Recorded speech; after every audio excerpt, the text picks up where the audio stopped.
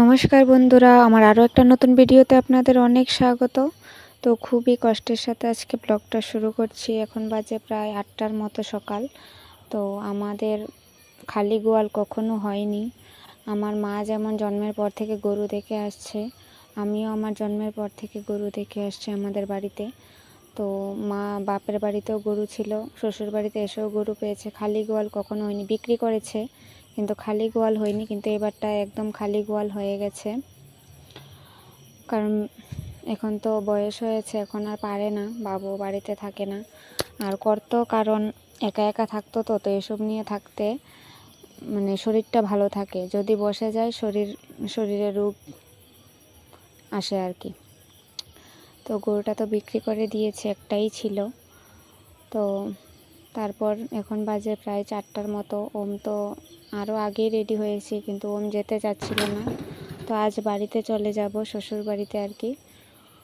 তো আমার তো সত্যি কথা বলতে কি, আমার শ্বশুর বাড়ি থেকে আমার বাবার বাড়িতে থাকতেই ভালো লাগে বেশি। কেমন করে জানি আজ 11 দিন হয়েছে বাবার বাড়িতে এসেছি। তো ওমের তো কালকে রেজাল্ট দেবে, তো এটাও পারলে আপনাদের শেয়ার করব যদি পারি আর কি। তো খুবই কষ্ট হচ্ছে যেতে।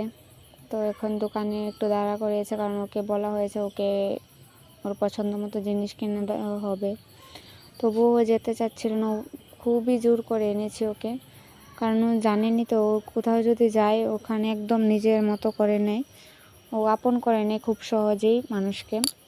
আর যেখানেই যায় ওইখানেই মানে ওখানের মানুষকে নিয়েই থাকে, আর বাড়ির কথাও ভুলে যায়। ওইখানে গিয়েছে, এখানকার মানুষের কথা ভুলে গেছে, আর এখন ওখান থেকে এসেছে মানে আমার বাবার বাড়ির মানুষকে ভুলে গেছে। ও হচ্ছে এরকমটা, মানে সামনে যে থাকে ও শুধু ওর কথাই মনে রাখে, আর কারোর সাথে কথা বলে না, ফোন করলেও কথা বলে না,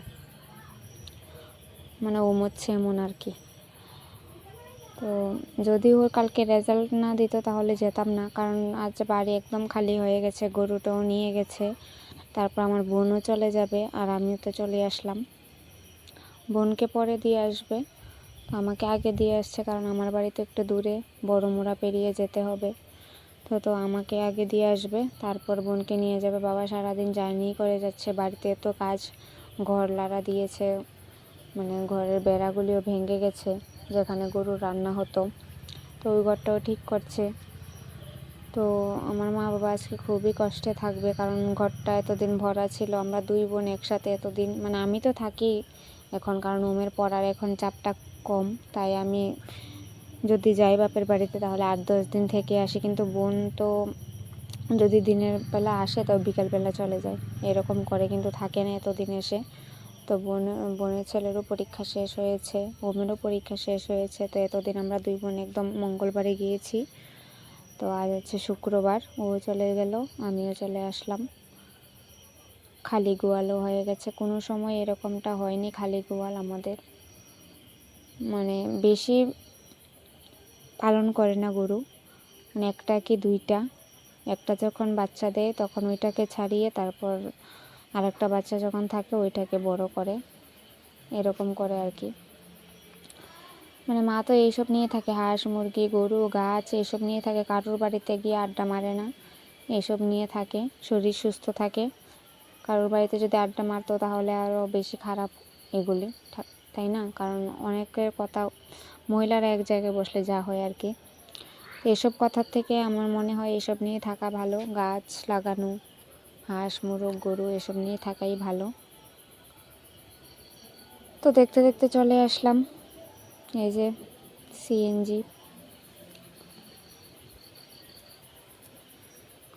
আমার তো একদমই ভালো লাগছে না, মাও তো ওইদিকে কান্না করছে, বোনও চলে যাবে। যদি একজন থাকতো তবু মনটাকে বুঝ দিত, আসছে একদম সবই খালি হয়ে গেছে, গরুটাও চলে গেছে, ওইটার একটা মনের ভিতরে দুঃখ, কারণ এরকম হয়নি কোনো দিন আমাদের,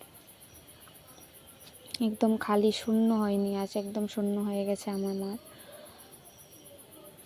যদি রেজাল্ট না দিত আমি কালকে আসতাম, তো রেজাল্টের জন্য আজকে আসতে হলো। তো কী আর করব, কিছু করার নেই, নিজের তো এখন ইচ্ছা আর চলে না সব কিছু, মেয়ের জীবন তো এরকমই হয়, তাই না? তো ভিডিওটা আর বেশি করিনি, কারণ ওমও ঘুমিয়ে পড়েছে, রানীবাজারটা পের হতে ও ঘুমিয়ে পড়েছে। ওইখানে গেলে তো একদম খেলার সাথী হয়ে যায় অনেকজন। তো ভিডিওটা কেমন লাগলো বলবেন আপনাদের। আর কি আর বলবো, সবাই ভালো থাকবেন। আজকের মতো এখানেই শেষ করে দিচ্ছি, টাটা।